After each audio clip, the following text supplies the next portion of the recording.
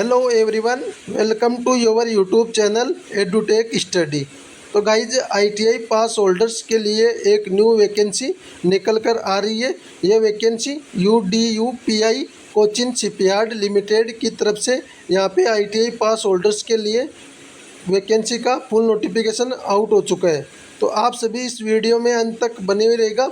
मैं आप सभी को सारा डिटेल से बताऊंगा कि कौन कौन सी ट्रेड वालों के लिए वैकेंसी निकाली गई है, टोटल नंबर ऑफ पोस्ट कितनी निकाली गई है, एजुकेशनल क्वालिफिकेशन, आपकी सिलेक्शन प्रोसीजर और सैलरी वगैरह के बारे में सारी डिटेल से हम इस वीडियो में डिस्कस करेंगे। तो आप वीडियो को बिल्कुल भी स्किप मत कीजिएगा, नहीं तो आपको सारी चीज़ें समझ में नहीं आएगी। साथ ही में जो इस वैकेंसीज में जो आपकी नोटिफिकेशन है, इसका मैं जो PDF है वो टेलीग्राम ग्रुप में शेयर कर दूंगा, और साथ ही में जो इसका अप्लाई करने का लिंक है वो भी वीडियो के डिस्क्रिप्शन बॉक्स और टेलीग्राम चैनल अभी बंद है, व्हाट्सअप चैनल पे इसका PDF शेयर कर दूंगा।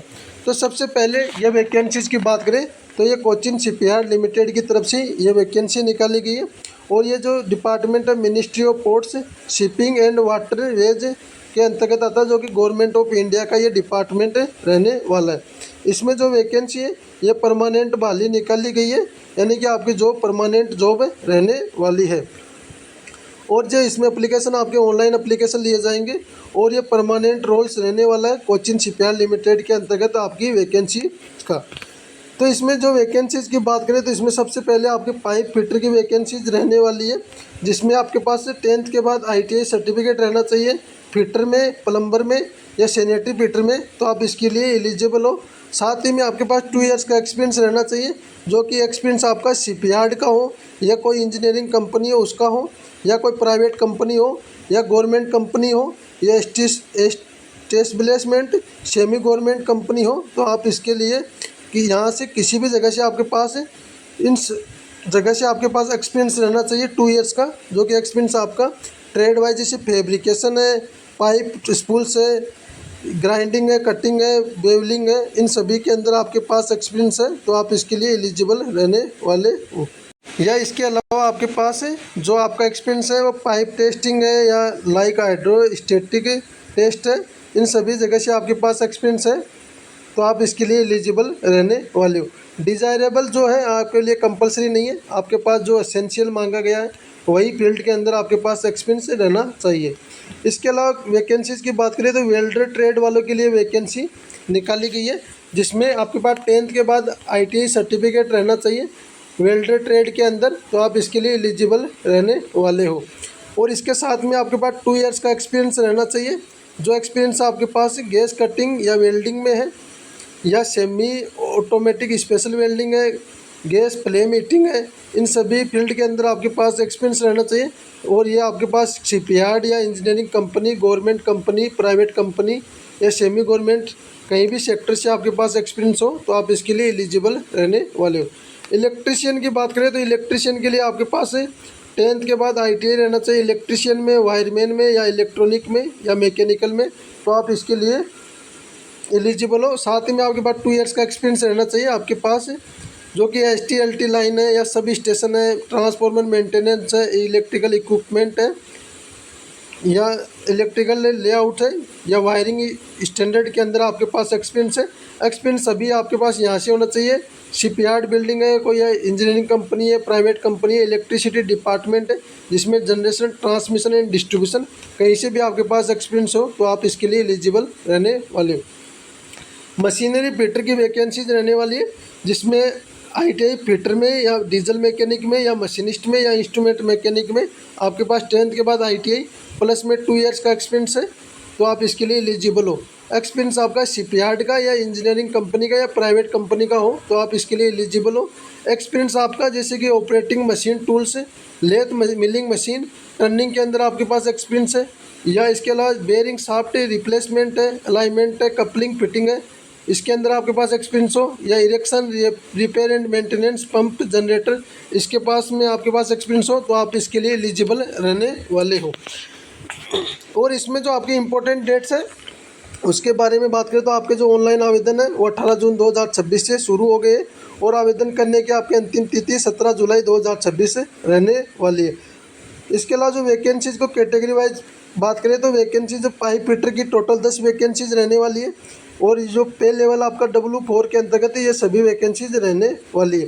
कैटेगरी वाइज आप देख लीजिएगा, पाइप फिटर में UR के लिए 3, OBC के लिए 3, SC के लिए 2, ST के लिए 1 और EWS के लिए 1 वैकेंसी रहने वाली है। वेल्डर में टोटल 10 वैकेंसीज रहने वाली है, जिसमें UR के लिए 4, OBC के लिए 4, SC के लिए 1 और EWS के लिए 1 वैकेंसीज रहने वाली है। इलेक्ट्रिशियन में टोटल 10 वैकेंसीज रहने वाली है। कैटेगरी वाइज UR के लिए 4, OBC के लिए 2 और SC के लिए 2, ST के लिए 1, EWS के लिए 1 वैकेंसीज रहने वाली। मशीनरी फिटर में टोटल 5 वैकेंसीज रहने वाली है, जिसमें कैटेगरी वाइज UR के लिए 2, OBC के लिए 1, SC के लिए 1 और EWS के लिए 1 वैकेंसी रहने वाली है। टोटल 35 वैकेंसी निकाली गई है ITI पास होल्डर्स के लिए। बाकी इसमें जो ऑनलाइन आवेदन है वो इसमें सिर्फ वही कैंडिडेट इसमें अप्लाई कर सकेंगे जिनके पास कर्नाटका स्टेट का डोमिसाइल हो, जिनके पास कर्नाटका स्टेट का मूल निवास प्रमाण पत्र हो, उन्हीं सभी स्टूडेंट्स के लिए वैकेंसी रिजर्व रखी गई है। बाकी ये वैकेंसी सेंट्रल गवर्नमेंट डिपार्टमेंट की है, मिनिस्ट्री ऑफ पोर्ट शिपिंग मंत्रालय की। बाकी जो इसमें जो वैकेंसी में फॉर्म है वो कर्नाटक स्टेट के ही कैंडिडेट अप्लाई कर सकेंगे। इसके अलावा जो सैलरी स्केल आपका वो W4 के अंतर्गत रहने वाला है, जिसमें 17,000 बेसिक रहेगा आपका, 17,000 से लेके 61,020 रुपये तक आपका बेसिक रहने वाला है। बेसिक आपका 17,000 रहेगा। इसमें DA आपको 54% जो रेट चल रहा है अभी प्रेजेंट में उसके हिसाब से 9,117 रुपये, HRA 10% 1,700 रुपये, फ्यूल रिम्बर्समेंट आपका 1,600 रुपये और वाशिंग अलाउंस 500 रुपये, तो टोटल 29,997 रुपये आपकी सैलरी रहने वाली। इसके अलावा भी आपको अदर बेनिफिट्स है, जो NPS है, CPF है, ग्रेजुएटी एक्सीडेंट इंश्योरेंस है, EL है, सारी अलाउंसेज आपको ऊपर एप्लीकेबल हो गए, सारे अलाउंसेज आपको दिए जाएंगे। पोस्टिंग के बारे में बात करें तो आपकी इसकी पोस्टिंग CSL के जो भी यूनिट्स है, प्रोजेक्ट यूनिट है, वहाँ पे आपकी वर्किंग लोड के हिसाब से आपका जो पोस्टिंग वो दिया जा सकता है। एज लिमिट की बात करें तो आपकी एज 30 ईयर्स तक रखा गया है, 18 से 30 ईयर्स। बाकी एज में रिलैक्सेशन एज पर गवर्नमेंट ऑफ इंडिया भारत सरकार के रूल के अनुसार, अगर आप SC ST से बिलोंग करते हो तो 5 ईयर्स का, अगर आप BC से बिलोंग करते हो आप तो आपको 3 ईयर्स का एज में रिलैक्सेशन मिल जाएगा। Ex serviceman category candidate 40 years तक फॉर्म को फिलअप कर सकेंगे। मेथड ऑफ सिलेक्शन, आपका जो सिलेक्शन प्रोसीजर है वो फेज़ 1 के अंदर आपका ऑब्जेक्टिव टाइप ऑफलाइन टेस्ट लिया जाएगा, और फेज़ 2 में आपका ट्रेड टेस्ट यानी कि प्रैक्टिकल टेस्ट कंडक्ट करवाया जाएगा। फेज़ 1 है जो आपका 30 मार्क्स का रहेगा, 35 मिनट का, और प्रैक्टिकल टेस्ट है आपका रिलेवेंट ट्रेड का, वो 70 मार्क्स का रहेगा। तो टोटल आपका 100 मार्क्स का एग्जामिनेशन रहने वाला है। जो पेपर 1 है ऑफलाइन, उसमें आपके सिलेबस के बारे में बात करें तो आपके जनरल नॉलेज के 5 क्वेश्चन रहेंगे 5 मार्क्स के, और क्वांटिटेटिव एप्टीट्यूड के 5 क्वेश्चन 5 मार्क्स के, और ट्रेड रिलेटेड आपके 20 क्वेश्चन 20 मार्क्स के रहेंगे। तो टोटल 30 मार्क्स का आपका क्वेश्चन मैक्सिमम मार्क्स रहने वाले। इसके अलावा 30 मार्क्स ये हो गए, 70 मार्क्स का आपका प्रैक्टिकल रहने वाला है।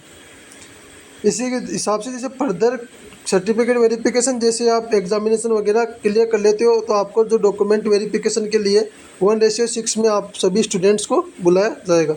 कैंडिडेट वो successfully complete the certificate verification shall be short list attend phase 2 practical test. The practical test shall be held at UCLPL Malpe, यानी कि आपका जो डॉक्यूमेंट वेरिफिकेशन के बाद आपका जो प्रैक्टिकल टेस्ट है उसके बाद कंडक्ट करवा लिया जाएगा।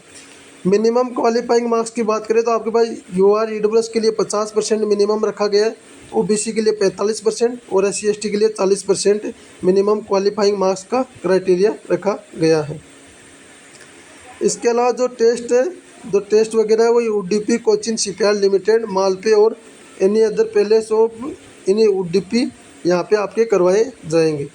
कंडीशन वगैरह जो रिजर्वेशन है गवर्नमेंट ऑफ इंडिया के अनुसार आपको जो अप्लीकेबल है उसके हिसाब से आपको रिजर्वेशन दिया जाएगा। क्वालिफिकेशन में ये मैंने आपको बता दिया, ITI वगैरह आपकी कोई भी जो मान्यता प्रमाण पत्र AICTE से हो या स्टेट गवर्नमेंट से हो या सेंट्रल गवर्नमेंट से आपके पास सर्टिफिकेट हो आपके लिए एलिजिबल रहने वाले। एक्सपीरियंस आपका 17 जुलाई 2026 से पहले का रहना चाहिए, तभी आप इसके लिए एलिजिबल रहने वाले हो। और जो period of apprentice training relevant discipline तो जो आपने कहीं इसी जो अप्रेंटिस कर रखा है नेशनल अप्रेंटिस सर्टिफिकेट, तो वो भी आपका एक्सपीरियंस के अंदर काउंट किया जाएगा। एप्लीकेशन फ़ीस आपके 400 रुपये रखी गई है और आपको एप्लीकेशन फ़ीस सिर्फ ऑनलाइन पेमेंट करके ही आपको एप्लीकेशन फ़ीस देनी है और वो 18 जून 2026 से आप 17 जुलाई 2026 तक आप एप्लीकेशन फ़ीस जमा कर सकते हो। और जो स्टूडेंट SC ST से बिलोंग करते हैं उनके लिए कोई एप्लीकेशन फ़ीस नहीं रखी गई है। हाउ टू अप्लाई, आपको अप्लाई कहाँ से करना है, इसकी ऑफिशियल वेबसाइट है www.cochinshipyard.in पर जाके आप कैरियर सेक्शन पे जाके USCSL मालपे पे जाके आप अप्लाई कर दीजिएगा। इसका जो अप्लाई करने का लिंक है मैं वीडियो के डिस्क्रिप्शन बॉक्स में दे दूंगा, तो वहाँ से जुड़कर भी आप देखकर इसका फॉर्म फिलअप कर दीजिएगा। बाकी डेट वही 18 जून से 17 जुलाई तक आप एप्लीकेशन फॉर्म फिलअप कर सकोगे। बाकी मैंने आप सभी को सारा डिटेल बता दिया है। बस कंडीशन यही है, आप कर्नाटका स्टेट से बिलोंग करते हो तभी आप इसके लिए फॉर्म भर सकते हो। बाकी अगर वीडियो में दी गई जानकारी अच्छी लगी है तो वीडियो को लाइक कीजिएगा। चैनल पे पहली बार है तो चैनल को सब्सक्राइब कर लीजिएगा। बाकी कोई डाउट या क्वेरी रहता है तो कमेंट बॉक्स में कमेंट कीजिएगा, मैं ज़रूर आपका रिप्लाई दूंगा। बाकी मिलते हैं नेक्स्ट वीडियो में नई जानकारी के साथ, तब तक के लिए धन्यवाद दोस्तों।